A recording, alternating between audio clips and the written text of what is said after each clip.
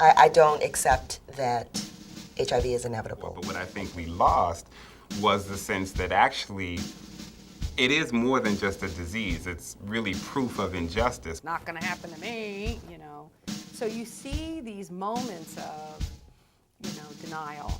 It's at the root of social injustices in our society. The women who are newly reported HIV cases, in many cases they're newly infected. It's advertised as being, or talked about as being a gay white man's disease, but that's not what we saw in Harlem.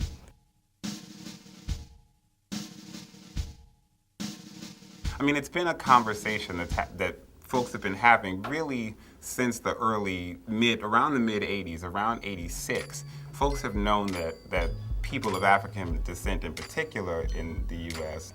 and black women have been disproportionately affected by HIV/AIDS, but it never really reached any kind of national conversation really until about maybe 4 or 5 years ago. I mean, there are regional differences in this country, but what is consistent is the disproportionate impact on black women wherever you go. If it's, the West Coast, if it's down south, if it's here, it's black women. The problem begins for many folks that I've worked with, particularly black folks, when at the point of penetration. I think that's really where the spiritual erosion occurs. What we learn, unfortunately, from our family or faith communities in particular, and the religious doctrine is that it's almost like as soon as penetration occurs, God leaves the room. There's no support. Gay men, like us, we're partners. They think it's a gay disease or oh, that won't happen to me. I think a lot of people still have that mentality. Well, obviously the homosexual community, unfortunately. And I would definitely have to say African Americans only because of the high levels of drug use still prevalent in our people. Sex can do it, men who have sex with men or men who have sex with women and vice versa.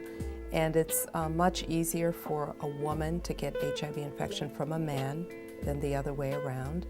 In the early days, it was hemophiliacs who were getting blood transfusions and people who were getting blood transfusions for other reasons. And then needle sharing in drug users. Sharing needles with blood products on it is a major route of spreading the virus. Those two are probably the main ways we see it today.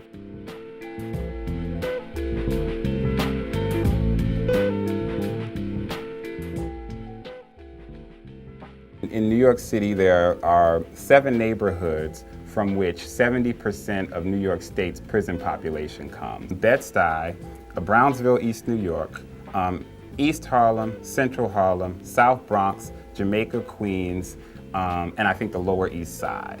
So if you think those are Black and Latino neighborhoods, right? 70%, about 70,000 people, I think, in New York State prisons. Think about what that does in terms of people's social networks, people's sexual networks, how that kind of instability with people constantly being moved in and out, it's hard to create any kind of stability in those communities for many reasons. But we know that in that kind of instability in and of itself, creates opportunity for many infectious disease to spread. Those kinds of conditions are things that create barriers to people. Even if I practice safe sex most of the time, my opportunity for contracting HIV is going to be much greater because of all of these other things, social forces that I have no control over.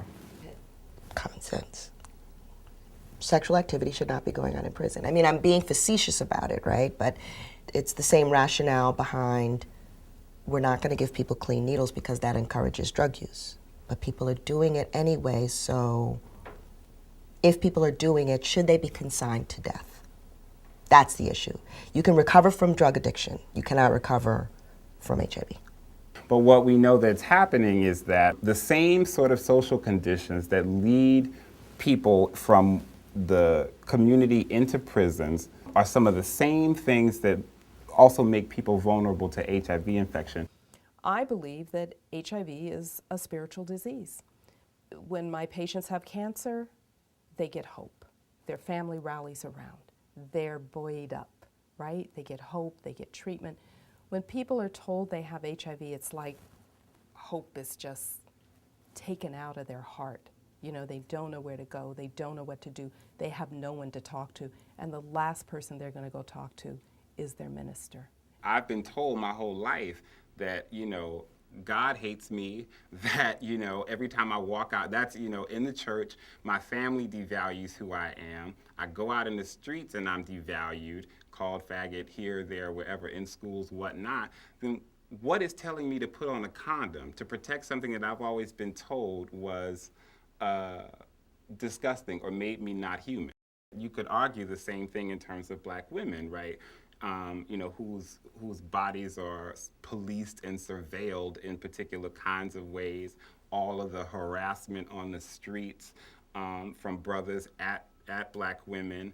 That how do you negotiate then, or how do you feel about like your own body, being able to negotiate the terms of sex when you're constantly berated and told your body is not a thing of value?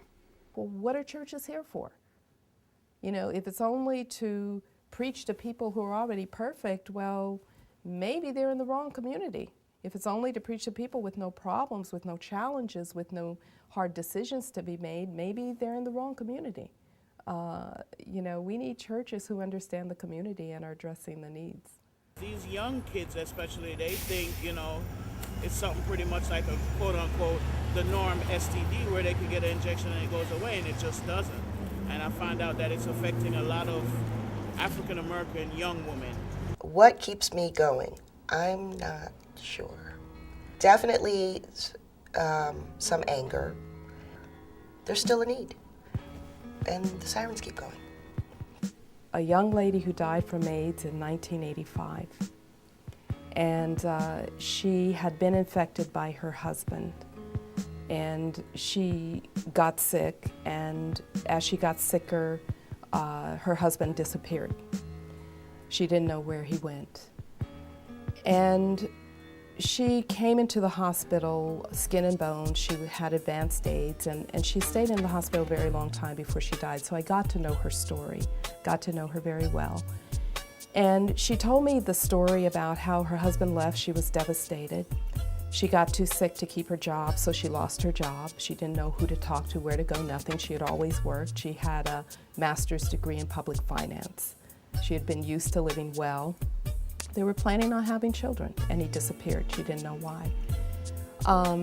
So she managed to squeak by paying her bills, but it got to the point where she could no longer pay her bills, and she got evicted into the street. She didn't know where to go, what to do. So she went to her minister. And her minister said that he was very glad she had come to see him. And so she was very heartened by that. She felt, okay, now somebody will hear me, now someone will help me. And as she sat down, he said, I'm glad that you came to see me because I have to tell you, we think it's time you find a new church. You're scaring off the members. She was devastated. She ran out into the cold. She had no coat because she didn't have anything with her. And she passed out in the street. EMS found her, brought her to the hospital. I was working at Harlem Hospital at that time. Brought her to the hospital, and that's when I got to know her. Got to know her story, talked to her. And we talked a lot about what this disease meant to her spiritually. And she's a young woman who kept her faith. She kept saying, I'm not bitter. I say my prayers every day still. I don't know why everyone's turned their back on me. Her parents wouldn't come to see her because as I said to her, we don't know what the neighbors will think, right? So this was 1985. There was a lot of ignorance, a lot of fear, a lot of stuff going around HIV and AIDS, and she was all alone. But she endeared herself to probably everybody in the hospital. And we talked a lot, and she said, I know that I need to be the best person I can be. And so even on her deathbed, I watched her. She continued to pray. She cried. She kept telling me that she's not bitter, that one day she wants me to do some work with churches because that's what really hurt her. So the night that she died, I was at her bedside, so I was able to be with her as she transitioned. And it was a very painful moment in my life and a very touching moment. And when she died, the nurse handed me a letter. And the letter said, upon my death, and her name. And so it took me about a week to open that letter. I didn't want to open it. This was traumatizing for me.